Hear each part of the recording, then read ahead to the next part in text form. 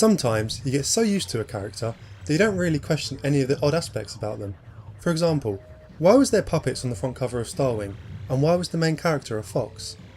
In 2011, Satoru Iwata, Shigeru Miyamoto and Dylan Cuthbert, formerly of Argonaut Games, that did much of the programming on Starwing, sat down and held a roundtable discussion about the history of the series in preparation for the upcoming Starfox 64 3D on the 3DS.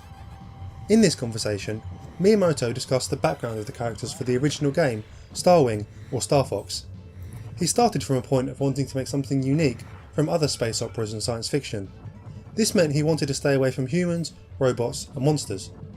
During pre-development of the game, he discussed the character designs with Takaya Imamura, a graphic designer on the game, and told him that he was thinking of using anthropomorphized animals in the game because he had been drawing them for a long time. Imamura was surprised, since he thought that animal characters may not work in a shooting game. However, Miyamoto retorted that this meant it would have more impact, since people may feel more protective of animals rather than humans, and they settled on the concept. A lot of the framework of the game had been created before the characters were created, since they aren't really central to the gameplay or programming.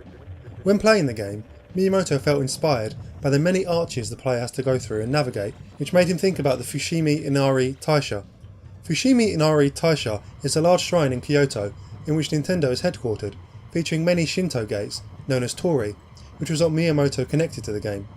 This shrine was only 15 minutes from their former head office, so Miyamoto was able to visit it frequently. This shrine is dedicated to the god Inari Okami, which is the Japanese kami of foxes, fertility, rice, tea, sake, and general prosperity.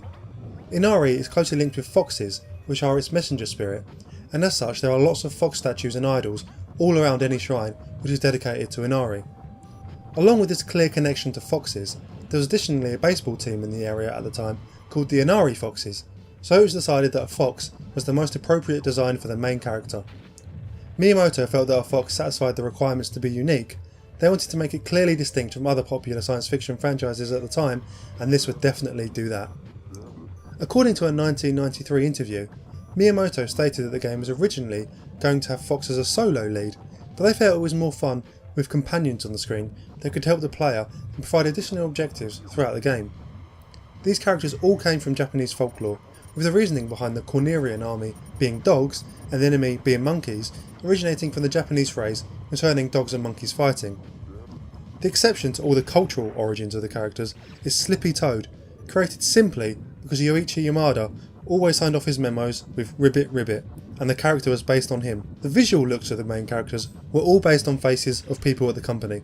Fox is Miyamoto, Falco is Watanabe, and Peppy is Katsuya Iguchi. So that's why Fox McCloud is a fox. It's a pretty neat little bit of gaming history, and I always think it's fun to find out the inspiration for such famous gaming icons. Oh, and in case you're wondering why Fox and the gang were depicted as puppets on the front cover, it's purely because Miyamoto was a huge fan of Thunderbirds and wanted to pay homage to it.